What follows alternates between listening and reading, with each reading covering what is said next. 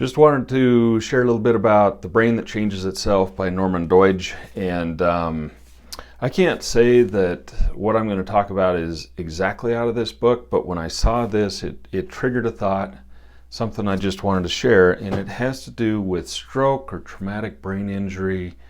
Anytime you lose use of part of the body because of an event in the brain, right? And I'm pretty sure it was in this book, but it's somewhere in my hundreds of books. A story of a young doctor who was in medical school, and his dad had a stroke and lost like 90% of the use on half of his body. And this young man puts medical school on hold. He goes to take care of his dad. And essentially part of the rehab was going out and gardening, getting him on his hands and knees and doing the gardening. And what ended up happening, this man who had a massive stroke, lost 90% of the use of his body on one side, essentially something like 8 or 10 years later ends up climbing a mountain. And he's out mountain climbing, and he is fully active, and he got like over 90% of the lost use back. And the theory was, and this is what I took away from it. First off, if you believe what the doctors tell you, if you believe what the authorities tell you, that after 6 months or a year, whatever that time frame is, that's all you're going to get. If you believe that, that's exactly what happens. However, there's a consistency, and if you read a lot of stories about this, the consistency is the people who said, bullshit, I don't accept that, I am going to continue to work at this. They tend to make progress for as long as they have that attitude and as long as they work at it. Now, here's what I'm going to add to it, because I came at it from a perspective of postural alignment with Pete Egoscue and movement theories with Anat Baniel and different people like that. And I said, okay, here's the deal. When you're born, you've got some reflex, but you don't necessarily have mastery. The brain doesn't come pre-wired with how to move all of these muscles so that you can just get up and run or walk or talk. You learn every single one of them. So if you have a traumatic brain injury or a stroke, what if you start just like an infant? Get rid of your ego, set that aside, and don't try to go from laying down, not able to move, to up in the freaking parallel bars walking. That's not how we learned as infants.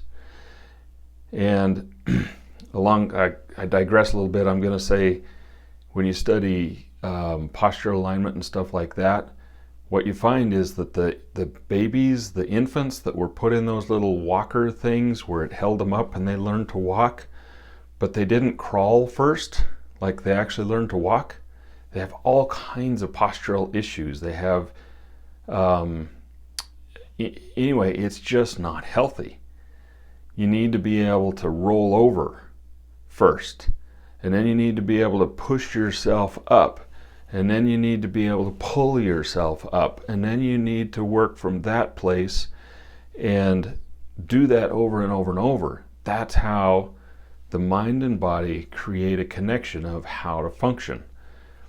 What if after a stroke or a TBI, you do the same thing? Just start on your bed until you can roll over, and then roll back, and then roll the other way, and then roll over, roll over, roll over, roll over, until you can roll over really well. I think it's possible. I think that it would really, really work.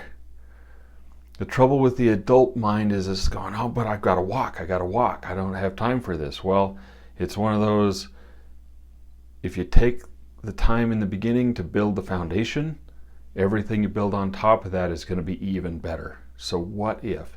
Start with rolling, start with pushing yourself up, observe how babies learn how to walk, and then just duplicate that.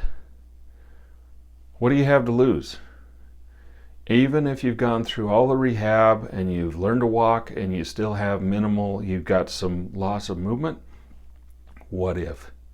I feel like the body can be reprogrammed that way at any time.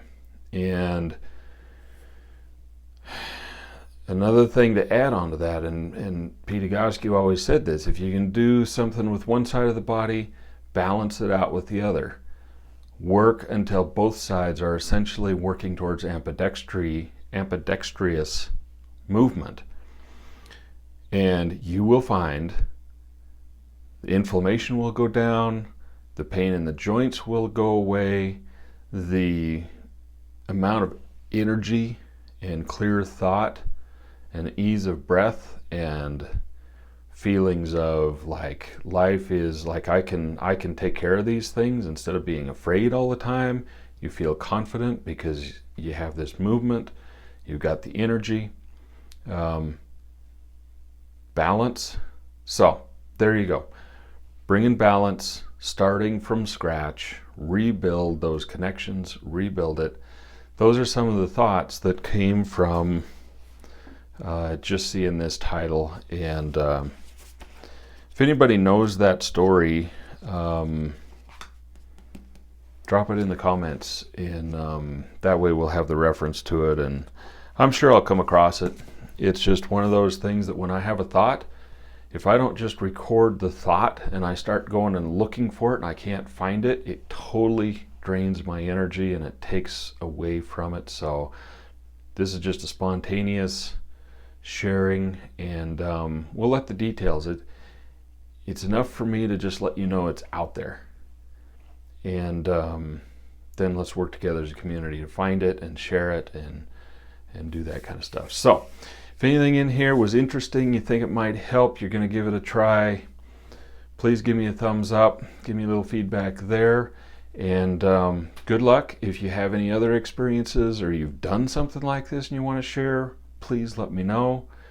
Other resources, stuff like that, and I'll share that with more, and we'll create just a sense of more of that. I wish I'd have known it sooner, but since I didn't, now I know it, and I'm going to help other people know it sooner, hopefully. All right, have a great day, and we'll see you out there on the trail. Take care.